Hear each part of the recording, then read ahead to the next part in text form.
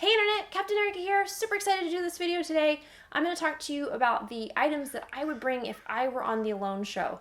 So the Alone Show, for those of you who don't know, is on the History Channel, and it's a reality TV show, a survival show, where 10 contestants are placed out in the wilderness, and then they're left with camera gear and a very, very basic survival tools to survive as long as they can. Whoever survives the longest wins $500,000. So it's a very interesting show, depending on what you are really interested in like bushcraft and survival and wilderness skills and man versus nature, or man being harmonious with nature and the psychology of being alone. Obviously, based on the title of the show, that's kind of what they were thinking. And just it's just like a really fascinating show, and all the people that go on the show are really interesting people. So I love it. Anyway, I'm a mega fan. So one of the fun things to do is to think about, if I were to go on the show, what items would I bring? And of course, the environment is going to like affect those decisions, and kind of my skill set that I have currently would affect those decisions and some things like that. So I think it'd be fun just to share. I've done a video like this in the past. It was back, gosh, I think when the beginning of season 2 was airing, and now we're on season 6. So I've personally learned a lot in the last few years and increased my skills. And then, of course, I've gotten different gear and different knowledge from the show, too. So anyway, I'll go ahead and get the list, and we'll get this started. So each contestant has like the basic gear that they're allowed to bring. There's like clothing and things that are just kind of included. They're allowed to bring, of course, they have like a medical kit that they provide for them, and then their camera gear. But there's not much that they can bring outside of the gear selection list, which is what I have here. So I'll link this in the description below. But this is on History's website, and I'll link History's website and my website, because History takes it down eventually. So I'll link like a PDF so you can access it no matter when you're watching this. So it kind of lets you know what they get to bring. And then the selection list is just kind of limited survival gear that you can pick from. There's several sections: shelter, bedding, cooking, tools, hygiene, food. Looks like that's it for the categories. So not a ton of options under each one. It's pretty interesting. Most of the contestants have kind of similar first picks, and then the last few items kind of vary depending on each contestant's preference. It's really hard to bring everything that you want to bring, that's for sure. So the location would be a huge factor in my choices for the items. So let's just go ahead and jump into what I would bring and pretty much what everybody brings. So the first item would be a sleeping bag. So a sleeping bag is not provided, and I think that being warm is really, really important. So I would bring a synthetic or down sleeping bag. I think I would lean synthetic, but there'd be reasons to bring down in the coldest possible temperature that I could possibly think of, because currently they're in the Arctic, which is obviously they need to be really warm. But I just get cold really easy. So I don't have a super cold weather sleeping bag to show you, but that's definitely like the first item I would bring. So the next item would be a pot and a lid. So you can bring, there's some option in the cooking gear, because you're not provided with water or anything. You got to figure all that out. So they're usually near a water source, but it needs to be sterilized in some way. And so they have on their list a cooking pot with a lid, or a frying pan, or an enamel bowl. No one's ever chosen that. Or a canteen or water bottle. That actually has been chosen before, but not as common as a frying pan or a pot. So I currently own this pot. I actually just bought this and I haven't used it yet, and I'm super excited to use it. That'll probably be another video. But this is the size that you can bring, is a 2-quart pot with a lid. This is an MSR Seagull. I believe Nikki, I think it's Nikki, on season 6 has one of these with her right now. So what's cool about this one in particular is it opens up and kind of has like a frying pan style handle, and a lid that could also be used as a frying pan or plate. And then it's got nice high walls in the pot. So if I had to leave tomorrow, this would be the one I'm bringing. But I would think I would prefer to bring what a lot of the contestants are currently bringing, which are zebra pots. The zebra pots are taller and skinnier, and they also have a lid that locks on. This just happens to be the one I own. So 2-quart pot with lid, very important. Sterilizing water, cooking your food, making tea, all the things that you're gonna need out there. I mean, it's so hard to recreate a container in the woods, one that's gonna last. So let's see here. So jumping up to number 3 on my list is a multi-tool. And I actually, in the first video I made, I think I had it on the last item or like a maybe item. And so I actually own a Leatherman Wave. I painted it green. And this, as the seasons have progressed, this is something I've learned not necessarily from myself, but from the show, is that having a multi-tool is actually really awesome to have on the show. Obviously, you can have a lot of different tools in here. There's the diamond file where you can sharpen your knives and things like that. But you can also have modifications done to your Leatherman. I'm like 90% sure that the producers would not let you bring the Leatherman Signal, which has the Ferro Rod piece on it. But a lot of the contestants bring Leathermans or a Gerber tool. The show does not allow them to really promote brands that aren't sponsoring the show. So a lot of times they'll just be like, I brought a multi-tool, and they'll just show it to you and like set it down in their like videos. But it's pretty easy to like find out or figure out from the video what they are. So like the Leatherman Wave has been brought on the show. I know that the Leatherman Surge has been brought on the show, and there was somebody brought a Gerber tool. Anyway, very important. I have the Wave. I would replace, Brady did this. So Brady is on season 6, and Brady actually, he took this serrated knife. Sorry, my focus probably won't work. But the serrated blade off and put 2 straight blades on, which is super smart. And then, of course, I would think about mods. I haven't modded this for the Alone show, but I would probably put a spoon gouge on here and really think about like what kind of other tools that I would want. Mostly other sharp things, not necessarily as much like screwdrivers and stuff. So I would definitely modify that accordingly. So multi-tool, number 3. Next one is a Ferro Rod. So someone on season 6, Nathan, did not bring a Ferro Rod to the Arctic, which is like ballsy, risky, whatever you want to call it. A lot of people are giving him hate on the internet about it. I understand why he made the choice, although it is a choice I would not make personally. If you're a subscriber to this channel, you know that I'm still working on my bow drill skills, but also just in my experience, when you get out in the bush and you're tired and whatever, it's just having an easy way to make fire, to me, is really important. So to most of the contestants, they also bring Ferro Rod and striker. So you're allowed to bring, sorry, I should be reading from this. You're allowed to bring, for fire, a Ferro Rod and a striker. And they actually had some details about the striker this season. Because, let's see here. 1 flint or Ferro Rod set with a standard size striker, no longer than 6 inches, must have plastic handle and small striker, no longer than 3 inches. So I would be trying to max that out. For sure, I would want a long striker and I would want a Ferro Rod. A lot of people, this is the one I own. This is actually an antler handle. I would need to get something that actually had a plastic handle and a longer striker. But I would use a striker. A lot of people use their knives, and I totally think that's okay. But for the Alone show, when you're super tired and you just need to make a fire, your brain's not, like, you're starving to death. Like, your brain's not working right, and I just wouldn't want to cut myself. So Ferro Rod and striker for me, I like that combo. You can also use the striker to like scrape on stuff and things, so I would definitely do that. And if I did not have a string connecting these things that was bright colored, I would do that when I got there with the paracord that I would bring, which is also on my list, because I do not want to lose this, and that has happened. So in case you can't tell, I've got like an aesthetic going here. Anyway, so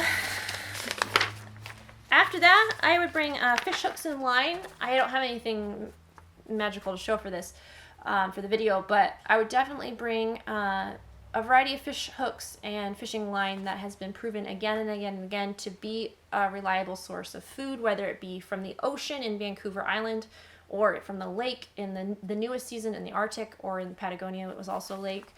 You got to get food, and fish is a really good way to get food. I would do a lot. Personally, I would want to do a lot of passive fishing if possible. Megan in season 3 did some really cool fish line where she had like the line connected to a tree and there's a little trigger, and so when the fish like wiggled the line, it would kind of snap back, and then the fish would be hooked. So this season they don't have barbs on the hook, which is really interesting. I'm not an expert fisherman, but that sounds more complicated and harder. So you can also use fishing line and that type of thing for a lot of other stuff. So my next item would be a saw. Now this is the saw that I own. I own a Silky now. I did not own this actually when I first made my first Alone Show video. This is a Silky F180. It's not like the fanciest version of a Silky, but I would definitely, just based on my experience and what I know about saws and what I like to use, I would bring the Silky Big Boy or the Silky Katana Boy to the Alone Show. This is a little bit too small, and I talked in my first video about how this would be enough, and in certain environments this would be enough, but I think I was underestimating how much firewood they need to process. Building a shelter and stuff, this would be fine in like the Pacific Northwest for sure, but I think especially now watching all the seasons and the environments and things, a bigger one would be really nice. And I go between the Big Boy. The Big Boy is a lot longer. It's like this long, and the Katana Boy is like a couple feet long. And I think I would waffle back and forth if I really had to make that choice, because there's a portability-ness that's really nice, and being able to get the saw inside your shelter that I would really want to be able to do. But the Katana Boy can do like everything, and you can reach really far with it and stuff, so that would be a hard choice. If I were to be really being considered for the show, I'd probably get both and then try them both, but definitely a saw. I'm a saw person above being an axe person. Saws, I believe, are safer when you're tired. But, you know, that's a whole nother video, saws and axes and what you can do with them. So anyway, that's what I bring for my 5th item. Then I have Paracord. So this is a Paracord that I currently use. This is actually Survivor Cord by Titan Survival, which I don't think would be allowed on the show because it has like fishing line and like wire and stuff in it. But I would bring a brightly colored Paracord. I think that you can make fishing lures from it. I don't want to lose it. I mean, I love the woods aesthetic of like OD green and black and stuff. But for most uses, I would want this to be a bright color. I can see reasons why you might want to bring like a more earthy color if you're making snares and traps, where you'd want something that blends in. So I might bring like a little piece of each, which I noticed some of the contestants do. But definitely bright color would be a priority for me. And as you know, Paracord has like a million uses, so I would definitely want to have that on hand.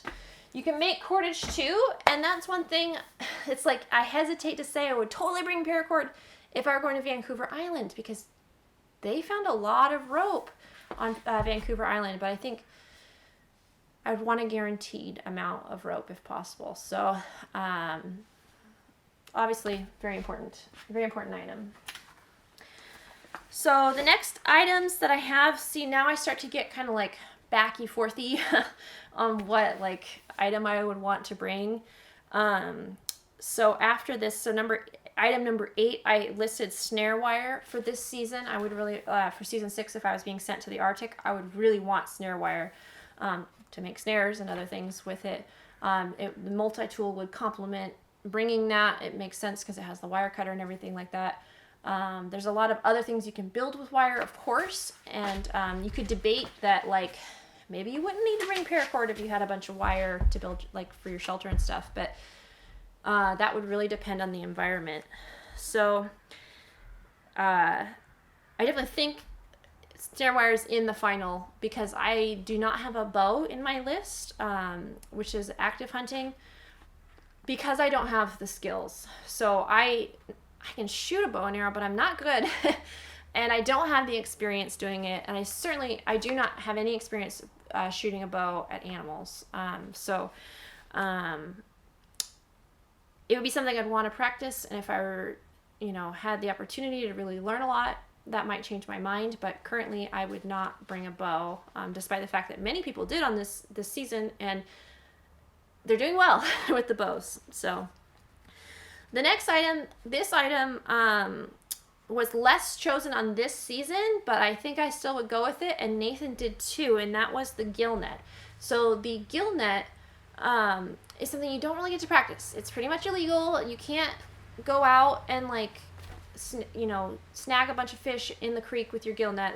That's not okay. So it'd be me just reading and studying a lot about it to bring it. But it's been proven time and time again on the show that the gill net is an excellent tool to get fish, and passive hunting and fishing would be my strategy for sure, because there's a lot to do, and based on my skills and stuff, I think that would be where I'd excel, would be creatively thinking of ways to trap things. So I think gill net would be on there. And my last item is hard. It's really hard to pick the last item. I wrote down axe if it was the Arctic, which I did not in my first video. So I actually have a really cool vintage axe. I need to actually fix the head on it right now, but I would bring an axe about this size. This is 2.5 pounds a head. It's not super huge, but not super small. I consider potentially even a smaller head, but I kind of like this size. I've been practicing my axe skills a lot. I really like using an axe, and there's a lot of perks to it. I think in the Arctic especially, you're talking, you could use the back of it to hit things through, hit the ice. You're needing to chop down a lot of trees. You might have to cut up big game into pieces and things, and having a small knife is not going to do that task. It's hard for me to I'm really tired, so my brain's kind of all over the place. But anyway, I think an axe would be super useful. That being said, if I put an axe on my list, I don't have a big knife or any sort of knife on my list besides my multi-tool, and that makes me hesitate a little bit because my axe skills aren't next level. I feel like I'm okay to use an axe now compared to a few years ago, but if I was going to Vancouver Island, I'd bring a knife. I think a saw and a knife would be sufficient, and then I have the multi-tool to kind of do all kinds of little artsy crafty things. I think that would be fine. But environment does dictate some of your item choices. So I have a couple different knives depending on the environment. These would be the knives that I'd be picking from. I have my Bark River Aurora knife. This one is definitely one of my favorite knives. It's super slicey. Obviously it can do anything you need in the bush. And this is a easy knife to keep stropped and sharpened. But like I said in my other video, is the BK16 would also be on my list. And so I actually own a BK16 now, like I didn't in the other video, because of the way the ergonomics of the handle are. There's a lot of curve here so that when you're tired, your hand isn't slipping forward. I really like the blade shape of this knife, but it's not quite as slicey as my Aurora. And so that, they're just slightly different knives, and so it's so hard for me. I love knives, and so it's so hard for me to pick which one. I think if I was bringing an axe, I would bring, and I was trading out another item, I might bring the Aurora and the axe. But if I was not bringing the axe, I might bring this, because I feel like I can abuse it a little bit more. I don't know. It's hard. But those are the two knives I would be picking from. I think it's so hard for me to commit to it. Since it's not on my top 10, I don't have to commit to one. This is just a video. But if I was not bringing an axe, I might bring a knife. The other things that are on my maybe list, because obviously I can be exchanging depending on environment. My maybe list was to bring a ration, either salt or pemmican. And I think I would want to ask some of the current contestants after the season airs and stuff how they fared without having salt, because they're on a freshwater lake. in the past with Vancouver Island, they were able to, you know, use seawater and things in their soup to kind of keep their salt up. But salt, if you don't have enough salt, that can be like really exhausting and not good for you. And so I'm wondering how they did. And I think I would do some research to see if I would want to bring salt or not. Nobody has, so that must mean there is ways to kind of handle that situation. But I personally don't know, and so I would want to ask. The other ration option, which I most likely would choose, would be pemmican, if you could make it yourself. So pemmican's mostly fats in a ketogenic state when you're starving to death. Having those fats is like perfect for energy. Obviously, calories per ounce, you're going to get the most out of fats. There's a little bit of protein. And I would salt it like the heck out of it if I could. So that would eliminate the need for salt and generally be good. So the only other two options of maybe items would be a water bottle or a bow. There's arguments for having a water bottle to warm up the water and put it in your sleeping bag, have an extra vessel. I mean, water is life. You need water. So having an extra vessel for water would be cool. Or a bow if I was super good at bow and arrow. Okay, I've been talking like forever now, so I'll just go ahead and wrap this up. I hope you found that interesting. I definitely really enjoy like this kind of like what would I do if type videos. It's a lot easier to just imagine it is than to just do it. So anyway, comment below what you would bring. I'd be curious. You know, I've had some conversation on that video in the past, but now that we have the experience of watching the show into its current seasons, obviously that kind of alters your thought process. So love to see what you would bring to the Arctic, to other environments. And yeah, so I hope that everybody's staying caught up on the show, and I look forward to talking with you guys about it on the internet. So anyway, talk to you next time. Peace.